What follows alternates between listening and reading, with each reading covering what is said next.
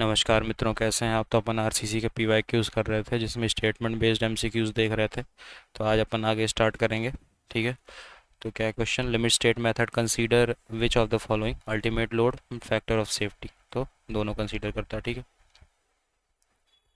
The reinforcement bricks are generally use in which part of structure. Foundation, walls, दोनों जगह use किया जाता है reinforced bricks। ठीक है। Generally reinforced bricks are used in lintels, retaining walls in seismic zone and walls built on soil which that is susceptible to large settlement। ठीक है। Reinforced brick masonry is widely used in the seismic areas due to its resistance to the lateral force। reinforced brick masonry को generally use किया जाता है seismic areas में उसके lateral force के resistance की वजह से। ठीक है। reinforced brick wall क्या होती है? walls that are prone to tensile force are needed to be reinforced and both horizontal and vertical reinforcement is required। wall जो कि ऐसी वॉल जो कि टेंसाइल फोर्स जिसमें ज़्यादा लग रहा हो उसको रिइंफोर्स करना ज़रूरी होता है, और दोनों वर्टिकल और हॉरिजॉन्टल रिइंफोर्समेंट ज़रूरी होते हैं उसमें। ऐसे वॉल को रिइंफोर्स्ड ब्रिक वॉल बोलते हैं। ठीक है। The shear strength of footing is govern by the following condition, select the correct option. Condition one क्या है? The footing act essentially as a wide beam with a potential diagonal crack extending in a plane across the entire width। Condition 2, two-way action of the footing with potential diagonal cracking along the surface of the truncated cone or pyramid around the concentrated load। तो इसमें दोनों condition जो है correct है। ठीक है। The shear strength of footing is govern by the more severe of the following two condition. पहली condition क्या है? The footing acting essentially as a wide beam. Footing जो है essentially as a wide beam act करती है with a potential diagonal crack extending in a plane cross the entire width. The critical section for this condition shall be assumed as a critical section located from the face of the column. ठीक है। इस condition के लिए जो critical section होता है उसको कैसा अज्यूम किया जाता है? ऐसा अज्यूम किया जाता है कि क्रिटिकल सेक्शन कहाँ पे लोकेटेड है? From the face of the column. ठीक है। From the face of the column, pedestal और wall at a distance equal to the effective depth of the footing in case of footing on soil, and distance equal to half of effective depth on and distance equal to half of effective depth of footing on piles। ठीक है। Two-way action of the footing with potential diagonal cracking along the surface of truncated cone or pyramid around the concentrated load। ठीक है। अगला question देखते हैं। Consider the below statement with respect to the design of RCC beam and identify the correct answer. Statement one, spacing of shear reinforcement in a simply supported RCC rectangular beam shall be reduced at a middle portion along the length of beam when compared to portion of the beam near the support। Second option क्या है? Second statement, the position of longitudinal reinforcement shall be above the neutral axis in case of cantilever beam subjected to uniformly distributed load directed towards down. तो इसमें statement B correct है, लेकिन ए incorrect है। ए incorrect क्यों है वो देखते हैं। In simply supported RCC rectangular beam shear strength requirement is more at the support than centre. ठीक है। The spacing of stirrups increase toward the centre of the beam. In cantilever beam, tension reinforcement is required to be provided above the neutral axis when it is subjected to UDL load towards down। ठीक है। Consider the below statement with respect to balance failure in RCC structure and identify the correct answer. Statement है, balance failure is expected to occur when the compressive strain in the extreme fiber of the concrete reaches the ultimate strain and the tensile strain at the level of centroid of the steel reaches yield strain। Second statement, balance failure is expected to occur by the simultaneous initiation of crushing of concrete and yielding of steel। तो इसमें दोनों statement correct है। ठीक है। Balance section, the area of reinforcement is equal to limiting area of reinforcement। In this section, compressive strain in extreme fiber of the concrete reaches ultimate strain and tensile strain of the steel. Tensile strain of the steel reaches yield strain। In balance failure, concrete crushes and steel yields simultaneously। ठीक है। Study the given statement with respect to double reinforcement section and identify the correct answer। Statement है क्या है? When compression reinforcement is provided in addition to tension reinforcement in beams, such beams are termed as doubly reinforced beam। ठीक है। Statement भी क्या है? If the cross sectional area of the hanger bar used for the purpose of holding stirrups is greater than 0.2% of reinforced concrete section, then they can be considered as compression reinforcement। इसमें दोनों statement correct है। ठीक है। Analysis देखते हैं डबली reinforcement beams की। क्या है? When compression reinforcement is provided in addition to the tensile reinforcement, ऐसी बीम को क्या बोलते हैं? Doubly reinforced beams. Hanger bar of nominal diameter use for the purpose of holding stirrups. Hanger bar nominal diameter का use किया जाता है stirrups को होल्ड करने के लिए, and it do not normally qualify as compression reinforcement unless the area of such bar is significant greater than 0.2% of sectional area। ठीक है। तो इसको नॉर्मली कंप्रेशन रीइंफोर्समेंट की तरह नहीं, कंप्रेशन रीइंफोर्समेंट नहीं बोलते अनलेस कि जब तक ऐसे बार की जो एरिया है वो 0.2% ऑफ सेक्शन एरिया से ज़्यादा हो, ठीक है। Which of the following statement is are correct about one way slab, one way slab के लिए कौन सा स्टेटमेंट करेक्ट है? स्टेटमेंट ये क्या है? Limiting the span to effective depth ratio in one way slab is important to ensure that slab has adequate stiffness and strength to carry the design load without excessive deflection or cracking. Statement B, a higher span to effective depth ratio can result in increased deflection, cracking and reduced load carrying capacity, effective load carrying capacity of the slab. तो दोनों statement correct है, ठीक है। One bay slab, limiting span to effective depth ratio in one bay slab is important to ensure that the slab has adequate stiffness and strength to carry the design load without excessive deflection or cracking. दूसरा क्या है? Higher span to effective depth ratio can result in increasing deflection, cracking and reduce load carrying capacity of the slope. अगर span to effective depth ratio ज़्यादा होता है तो इसकी वजह से क्या हो जाएगा? डिफ्लेक्शन होगा, क्रैकिंग होगा और लोड कैरिंग कैपेसिटी स्लैब की कम हो जाएगी, ठीक है। वन बे स्लैब के लिए L X greater than 2 way slab के लिए L by L X less और इक्वल टू 2, ठीक है। एल एक्स क्या है? Shorter span of slab, L Y longer span of slab, ठीक है। 33 की बात करते हैं। Which of the following statement S1, S2 and S3 pertaining to doubly reinforced concrete beams is are correct? S1 क्या है? Doubly reinforced section are generally restored to in situation where the cross sectional dimension of the beam are restricted by architectural or other consideration. S2 क्या है? The presence of compression reinforcement increases the long term deflection due to shrinkage.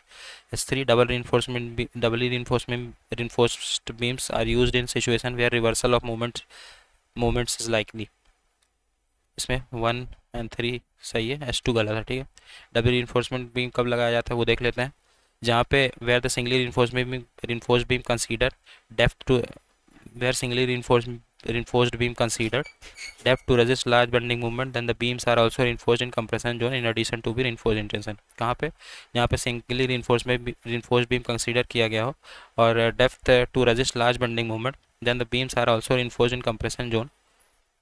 जहाँ पे जो singly reinforced beam का depth है वो large bending movement को resist कर रहा हो, then beams are also reinforced, तब बीम्स को कंप्रेशन जोन में भी reinforced करना हो in addition to the reinforced in tension और कंप्रेशन reinforcement में भी करना हो जहाँ पे बेंडिंग मूवमेंट ज़्यादा हो, ठीक है। कुल मिला के जहाँ पे बेंडिंग मूवमेंट ज़्यादा होगा वहाँ पे डबली reinforced बीम दे सकते हैं, जिसकी ज़रूरत पड़ती है डबली reinforced बीम की। when the dimension of the beam is limited due to many limitations like the headroom restriction, architecture or space consideration, and the singly reinforced section has less resistance to the external movement. कब जरूरत पड़ती है doubly reinforced beam की? जब dimension beam की limited हो due to many limitation, अलग अलग लिमिटेशन की वजह से, कि जैसे कि हेड रूम लिमिटेशन की वजह से, आर्किटेक्चरल या स्पेस कंसिडरेशन की वजह से, and the singly reinforced section has less resistance to external movement. अगर सिंगली reinforcement जो सेक्शन है उसका एक्सटर्नल मूवमेंट की वजह से उसका रेजिस्टेंस एक्सटर्नल मूवमेंट को लेके उसका रेजिस्टेंस कम है, तब डबली reinforced बीम दे सकते हैं अपन, ठीक है। The reinforcement in compression zone is used for the reason other than strength. When the compression reinforcement is added in the beam, the long term deflection of beam reduces, ठीक है। reinforcement compression zone में use करते हैं strength के अलावा और reasons के लिए, जैसे कि जब compression reinforcement को ऐड करते हैं बीम्स में तो लॉन्ग टर्म डिफ्लेक्शन जो होती है बीम की वो रिड्यूस हो जाती है, ठीक है। Doubly reinforced beam are use in the situation where reversal of movement is likely, ठीक है। डबली reinforced beam को उस जगह यूज़ करते हैं जहाँ पे रिवर्सल ऑफ मूवमेंट की सिचुएशन क्रिएट होती है, ठीक है। Identify whether the following statement regarding to RCC columns are true और फॉल्स। स्टेटमेंट 1 क्या है? The cross sectional area of the longitudinal reinforcement should neither be less than 0.6% nor more than 8% of the gross section area. Statement B, the minimum number of longitudinal bar in the helically reinforced RCC column must B 6। इसमें statement 1 false है, statement 2 true है, ठीक है। तो देखते हैं। As per IS 456/2000 clause 26.5.3.1, in case of square और rectangular column minimum number of longitudinal bar 4 से कम नहीं होना चाहिए, ठीक है। In case of circular column या कि हेलिकल reinforcement के केस में जो minimum number of longitudinal bar है वो 6 से कम नहीं होना चाहिए। The minimum area of longitudinal reinforcement in column should not be less than 0.8% of cross section area of column. The area of longitudinal reinforcement in column should not exceed 6% of the cross section area of the column, ठीक है। Minimum diameter of longitudinal bar column में किससे कम नहीं होना चाहिए? 12 mm से कम नहीं होना चाहिए, ठीक है। फिर बात करते हैं consider the following statement about rectangular column and choose the correct option. Minimum number of longitudinal bar shall be 4, the bar shell not be less then 12 mm in diameter, ठीक है। तो इसमें दोनों स्टेटमेंट करेक्ट होंगे। इसका explanation अपन अभी ऊपर देखें, ठीक है। Which of the following statement is are true और फॉल्स। स्टेटमेंट 1 क्या है? Minimum number of longitudinal bar provided in RCC column कितना है? 6। in rectangular column and 8 in circular column. The minimum number of longitudinal bar in helically reinforced RCC column must be 6. तो statement 1 false है, statement 2 true है, ठीक है। इसका explanation भी ऊपर अपन ने देखा है, ठीक है। Consider the following statement with respect to modular ratio use in design of RCC structure and identify the correct answer. Statement A क्या है, the ratio of modulus of elasticity of steel to that of concrete is called modular ratio. Statement B, the concept of modular ratio is used to transform the composite section into an equivalent homogeneous section made up of entirely one material। इसमें दोनों statement correct है, ठीक है। ये modular ratio की definition m = 280/3 sigma CBC formula, ठीक है, modular ratio का। Consider the following statement with respect to the design of RCC structure as per IS 456/2000 and identify the correct answer. Statement A क्या है, rupture of one or more identical section is addressed in limit state of serviceability। Statement B, deflection in RCC section is addressed in limit state of serviceability। तो इसमें statement B correct है, deflection limit state of serviceability में address किया जाता है। Statement A incorrect है। तो limit state serviceability में क्या आता है, deflection, crack, corrosion, vibration, crack due to fatigue, fire resistance. इस लिमिट स्टेट ऑफ कोलैप्स में क्या आता है, compression, torsion, shear and flexure, rupture, fatigue और loss of stability and equilibrium of structure, ठीक है। अब देखते हैं 39, consider the given statement with respect to standard set of lap length and development length in RCC structure as per IS 456/2000 specification and identify the correct answer. Statement ये क्या है, lap splice shall not be used for bars with diameter greater than 36 mm। Lap length in compression shall be always greater than development length in compression. तो both statement A and B दोनों statement incorrect है, ठीक है। देखते हैं according to IS 456/2000 क्या है, जो कि ये जो स्टेटमेंट्स है नया अमेंडमेंट जो थर्ड अमेंडमेंट है उसके हिसाब से है। Lap splice shall not be use for bars larger than 32 mm for larger dia bar. Lap splice जो है उसको उन बार्स के लिए यूज़ नहीं करेंगे जिसकी डाया 32 mm से ज़्यादा है फॉर लार्जर डायामीटर ऑफ बार, ठीक है। लार्जर डायामीटर ऑफ बार के लिए क्या करेंगे, वेल्डिंग के केस को अपनाएंगे, ठीक है। For larger diameter of bar may be welded in cases where welding is not practicable. Lapping of bar larger than 32 mm may be permitted, ठीक है। Lap splices shall not be used for bars larger than 32 mm, ठीक है। Lap splice अपन नहीं use करेंगे उन bars के लिए जिनका डाया 32 mm से ज़्यादा है। For larger dia bars may be welded in cases where welding is not practical। larger dia bar case में वेल्डिंग कर देंगे अपन। अगर ऐसा केस होता है जहाँ पे वेल्डिंग प्रैक्टिसेबल नहीं है तो लैपिंग ऑफ बार्स को अपन परमिट कर देंगे, ठीक है, परमिट किया जा सकता है। In which case additional spirals should be provided around the lapped bars, ठीक है। उस केस में अपन एडिशनल स्पायरल्स प्रोवाइड करेंगे अराउंड लैप्ड बार्स के, ठीक है। The lap length in compression shall be equal to the development length in compression calculated as described in clause 26.2.1 but not less than 24 pi, okay.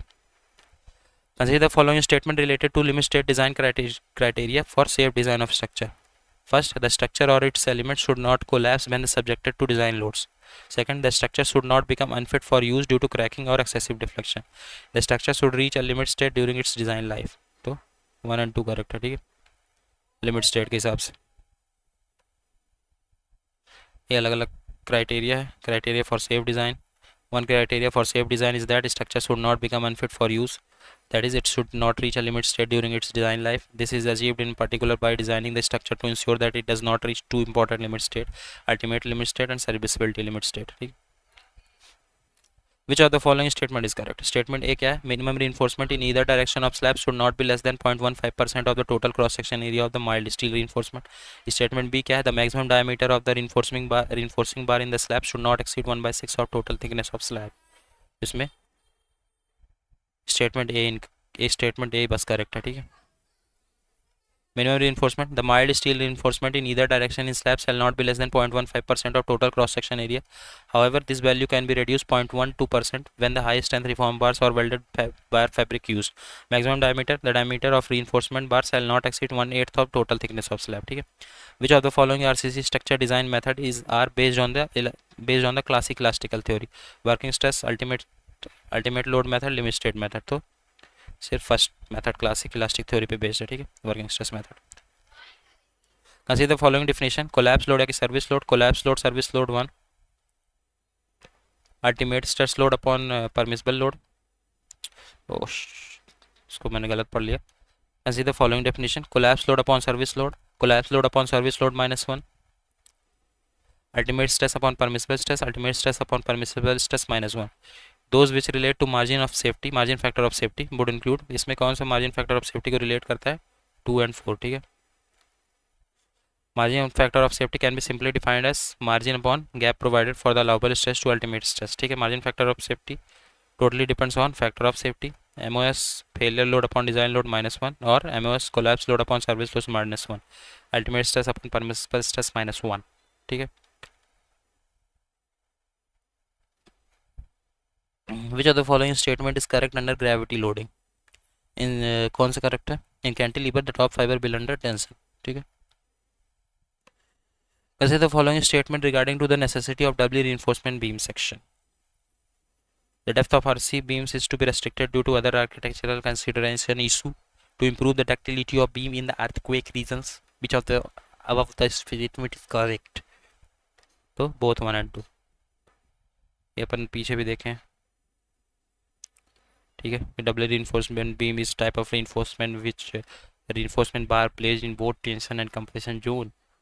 These beam are used when the dimension of the beam, both depth and breadth, are restricted due to architectural or structural consideration, but the load carry capacity need to be increased. If mu greater than mu lim, then either section dimension need to be modified or higher grade of steel concrete to be used. Advantage: reducing long-term deflection due to shrinkage and creep. B. Protect beam in reversal of movements. Which of the following factor govern the depth of footing for an isolated column? Maximum bending moment, shear force, punching shear. तो तीनों govern करते हैं, ठीक है.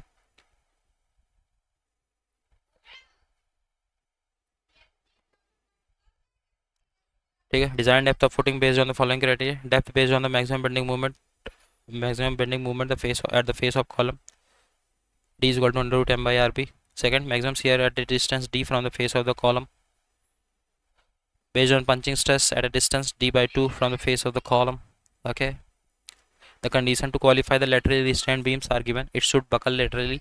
Limit state of serviceability must be satisfied. Which of the following is incorrect? इसमें सिर्फ A incorrect. Laterally restrained beam देखते हैं क्या आता है. To avoid the lateral buckling is restrained. To avoid the lateral buckling, restraints को provide किया जाता है to the beam in the plane of the compression flange and hence such beams are called laterally restrained beams, ठीक है. Lateral buckling को avoid करने के लिए रिस्ट्रेंट को प्रोवाइड किया जाता है बीम में in the plane of compression flange, और उस बीम्स को क्या बोलते हैं? लेटरली रिस्ट्रेंट बीम्स, ठीक है. For a beam 2 essential condition must be met to develop full movement capacity. Full movement capacity को डेवलप करने के लिए बीम में 2 एसेंशियल कंडीशन सेटिस्फाई होनी चाहिए. पहला कौन सा? The element of the beam should not buckle locally. Element जो है बीम का वो लोकली बकल नहीं होना चाहिए.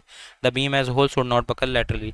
पूरी beam as a whole laterally buckle नहीं होनी चाहिए, ठीक है. Laterally stable steel beam can fail only by flexure, shear, bearing, assuming that local buckling of the slender component does not occur, ठीक है. जो लेटरली स्टेबल बीम है वो सिर्फ फ्लेक्सर में, शियर में और बियरिंग में फेल हो सकती है, और ये एज्यूम किया जाता है कि जो लोकल बकलिंग है स्लेंडर कंपोनेंट का वो नहीं होगा, ठीक है.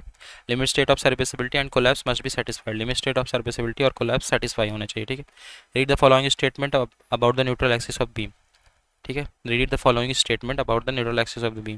Neutral axis separate the compression and tension zone in beam. To avoid the brittle failure of concrete keep the maximum depth of neutral axis always less than neutral axis. इसमें से दोनों में से इनकरेक्ट कौन सा है ये देखते हैं, ठीक है. तो दोनों सही, ठीक है. ये कंडीशन है बैलेंस की, this condition under reinforcement and this condition over reinforcement, ठीक है. Which are the following statement about limit state of serviceability is correct. The condition under which the building is analyzed useful is called limit state of serviceability in civil engineering. If the structure is not used, if it is not serviceable based on the most critical limit, the structure should be designed and after that checked other limit state. तो इसमें तीनों सही है, ठीक है. This is story of limit state of serviceability and this is limit state of collapse. Pick up the correct statement with respect to losses in pre-stress. The total residual shrinkage strain is larger in pre-tension member after transfer of pre-stress in compression with post-tension member, ठीक है. जो total residual shrinkage strain है वो pre tension member में ज़्यादा होगा after transfer of prestress in comparison, prestress के transfer के बाद किसके कंपैरिजन में? पोस्ट टेंशन मेंबर के कंपैरिजन में, ठीक है. There will be no loss due to elastic deformation of concrete under simultaneous tensioning and anchoring. इसमें सही क्या कौन सा है?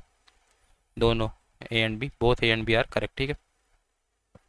So the total residual shrinkage strain will be larger in pre-tension member after transfer of pre-stress in comparison with post-tension member, where a position of shrinkage will have already taken place by the time of transfer of stress.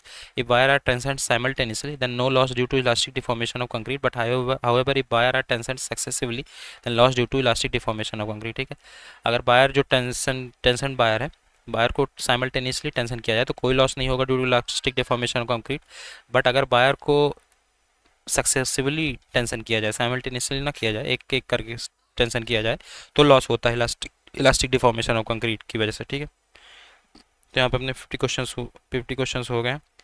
अब बाकी के आगे questions next lecture में करेंगे। Okay, so thank you so much.